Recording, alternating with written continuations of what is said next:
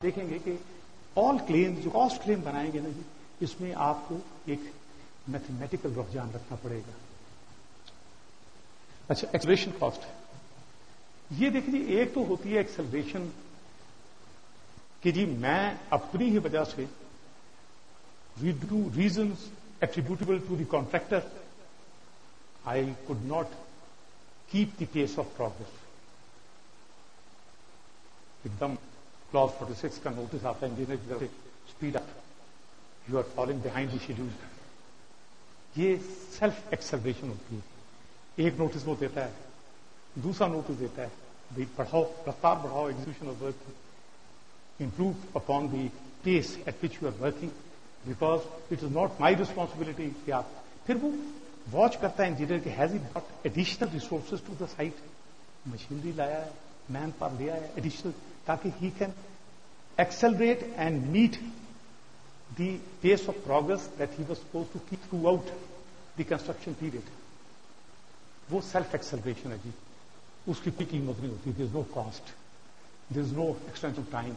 اگر آپ نے اپنی ہی ڈیلے کو کور کرنے کے لیے، جب آپ کو نوٹس کرتا ہے انجینئر، کلاس 46 کا نوٹس دیتا ہے، تو کہتا ہے improve upon the pace of progress, you are falling behind the schedule. Monitoring daily کی بنیاد کر رہا ہوتا ہے کہ آج اتنا ہو گیا، آج اتنا ہوگا، آج اتنا ہوگا. ٹھیک ہے، وہ ایکسلریشن نو. کئی دفعہ ایک انسٹرکٹڈ ایکسلریشن ہوتی ہے. انسٹرکٹڈ ایکسلریشن میں بھی کہ you have made a commitment to somebody else that I will hand over this particular structure to you on a particular day. آپ انسٹرکشن دیں گے، you want it to be completed by that particular date. ہاں جی، original date سے پہلے کی ہے نا، اس لیے آپ کو پھر ریسورسز زیادہ لانی پڑتی ہیں، اور وہ بھی ان کی پروڈکٹیوٹی بھی 100% نہیں ہوتی، جہاں بندے بھی زیادہ اکٹھے ہو اور مشینری بھی زیادہ لی جائے. اور بڑا عجیب ایک ہمیں آپٹیمم رکھنا پڑتا ہے کنسٹرکشن میں، آپٹیمم لیول رکھنا پڑتا ہے. تو یہ چیز آپٹیمم نہ بند زیادہ کر دو، اتنے لیبر کافی ہے، اسکل لیبر اتنے اور لے آؤ، یا سریا نہیں باندھا جا رہا تو let's bring in that particular labour جو کہ سریا باندھ دے گا. ٹھیک ہے جی، کنکریٹنگ کیا پیس نہیں ان کی ٹھیک. ارینج آپ بیچنگ پلانٹ جو ہے وہ مزید اس کی کیپیسٹی بڑھائیں. ٹھیک ہے،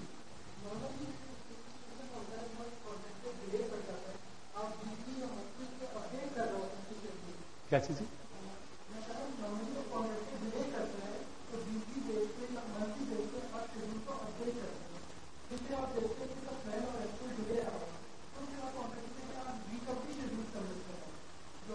جی جی بالکل بالکل. جب بھی ای او ٹی گرانٹ ہوگی you are bound to reschedule your activity. E O T grant ہونے کا مطلب یہ ہے کہ you taken the blame upon yourself as an employer.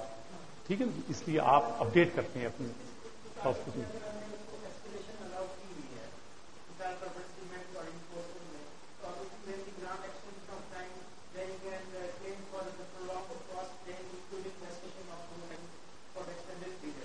This question is already raised by one of the company to me, and I am still researching on that.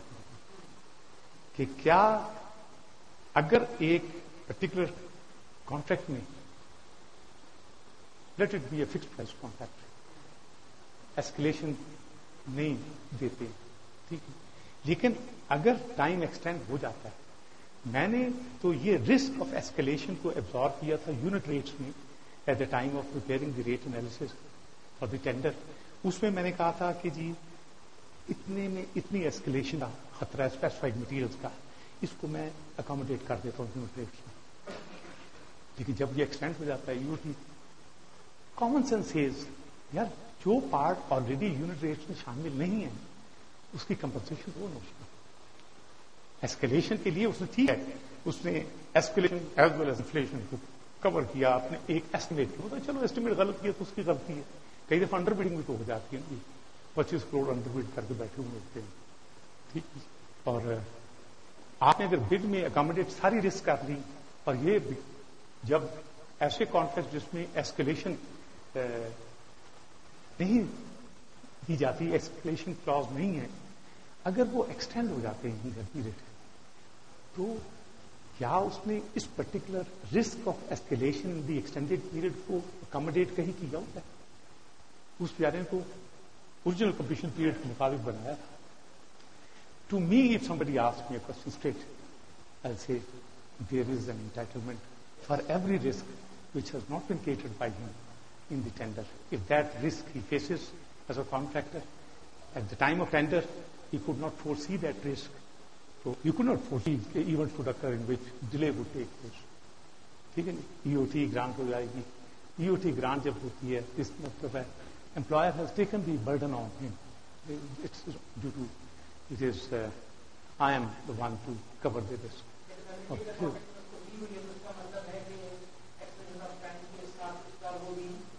جی بالکل. یہ تو چیز دیکھنا ایک کانٹریکٹ کے اندر یہ لکھا گیا ہے کہ time is of the essence of the contract. بیچ میں ڈالی EOT کلاس. انہوں نے کہا جی time was of the essence of the contract. He could not slip a step forward. Superior judiciary نے کہا کہ یار وہ کانٹریکٹ کیسے time of the essence of the contract ہو سکتا ہے؟ اس میں ایسے کانٹریکٹ میں how time can be of the essence جس کے اندر خود ایکسٹینشن آف ٹائم کلاز موجود. تو ایسے کانٹریکٹ میں بے شک آپ لکھیں آن بورڈلی لکھتے ہیں فیس پر کہ time is of the essence of this contract, اور بیچ میں آپ EOT کی کلاز ڈال دیں that time is of the essence of the contract loses the value. There is nothing because conflict ہے وہ تو ریزالو کر دی سپیریئر جوڈیشری نے اس کو بھی. ایسے کانٹریکٹ جس میں EOT گرانٹ کرنے کی کلازز موجود ہیں اس پہ بھیک آپ بولڈ الفاظ میں لکھیں کہ جی time is of the essence. It would never be of the essence of the contract. ٹھیک ہے جی. تو یہ بالکل آپ ایکسلریشن کاسٹ دیکھیں. انسٹرکٹڈ ایکسلریشن ہوتا ہے کئی دفعہ جی میں انیشل شیڈول کا 2 سال میں کمپلیٹ کرنا ہے.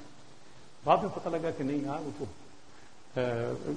چیف منسٹر پنجاب نے کہا to inaugurate this health care facility on 2 months before the completion period of that contract. اب تو ایگزیکٹو آرڈر آ گیا تو آپ نے کمپلیٹ کو 2 مہینے پہلے کروانا ہے.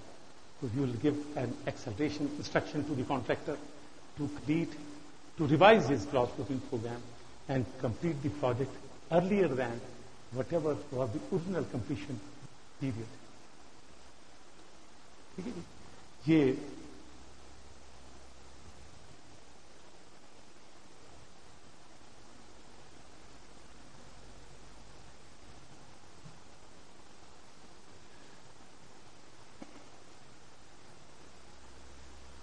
کس نے کہا تھا کہ جی 18 گھنٹوں میں آپ ہمیں کلیم بنانا سکھا دیں گے.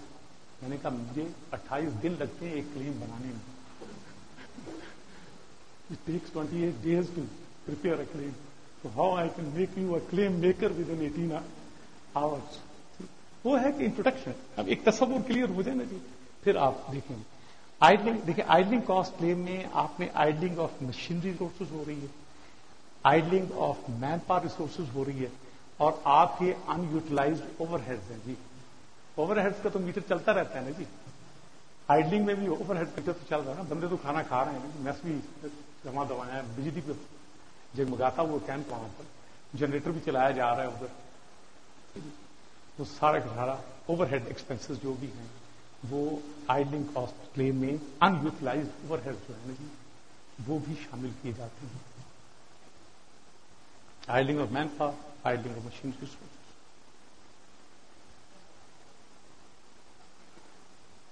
آئڈلنگ آف مشینری 2 قسم کی مشینری ہوتی ہے جو سائٹوں میں پائی جاتی ہے. یا وہ اونڈ مشینری ہوتی ہے یا وہ رینٹڈ مشینری ہوتی ہے. رینٹڈ مشینری ویدر اٹس آئڈلنگ اور ناٹ, آپ نے رینٹ تو ادا کرنا, ویدر اٹ از آپریٹنگ اور اٹ از آئڈلنگ. لیکن جو مشینری آپ کی اونڈ مشینری ہوتی ہے اس میں there is a method of calculating the owning cost of the machinery is called the capital facility cost, CFC. یہ FCCM بھی کہلاتا ہے امریکن ٹرمنالوجی میں کہ جی یہ بالکل وہی تصور ہے جس طرح money has gone into the machine which I could not liquidate and it was idling. and producing nothing. Productivity was zero. Operational جو ہے نا جی کاسٹ میں نہیں پے کر رہا ہوں. I not operating the machinery at all. تو ایسی صورت میں آپ نے owning cost of the machinery determine کرنی ہوگی. NHA کے CSR میں جو اوننگ کاسٹ اور آپریٹنگ کاسٹ کے کالمز بنا کے ہر مشین کا دیا ہوا ہے اس کو نہ فالو کیا جائے تو بہتر ہے. That is for new machinery and I yet to find a contractor who brings brand new machinery to the site. اس لیے آپ نے شروع کرنا ہوتا ہے اکوپمنٹ ویلیو سے. اکوپمنٹ ویلیو سے جی آئیڈلنگ بھی ہے, اکوپمنٹ ویلیو کیا ہے. یہ میرا ڈیبیٹ چلتی رہی ہے مینی آف دی پروجیکٹس کہ جی آل ایکسپینسز مشینری جہاں موجود تھی اس کا بک ویلیو کیا تھا, اس کو سائٹ تک لانے پر کون کون سے اخراجات ہوئے, ان لینڈ ٹرانزٹ انشورنس میں نہیں کروائی تھی وہ اس کی کاسٹ میں ڈالی جائے گی, اوننگ کاسٹ میں ڈالی جائے گی. پھر میں نے ان لینڈ ٹرانزٹ کا ریٹ دیا اس مشین کا, that will be included in the owning cost. Total equipment value determine کرنے کے لیے آپ اوننگ کاسٹ میں جہاں بھی TEV آتا ہے total equipment value, that is what is the value of this machinery when it landed on site. ہمارے اکاؤنٹنٹ ڈیپریشیٹ کر رہے ہوتے ہیں آنکھیں بند کر کے 20% پر ایئر ڈیپریسیشن. چلو ٹھیک ہے یار, life of the machine is this much, 25% آپ نے اس کی رکھ لیا کہ سالویج ویلیو ہے, پروڈکٹیوٹی نہیں دے گا یہ مشین مجھے.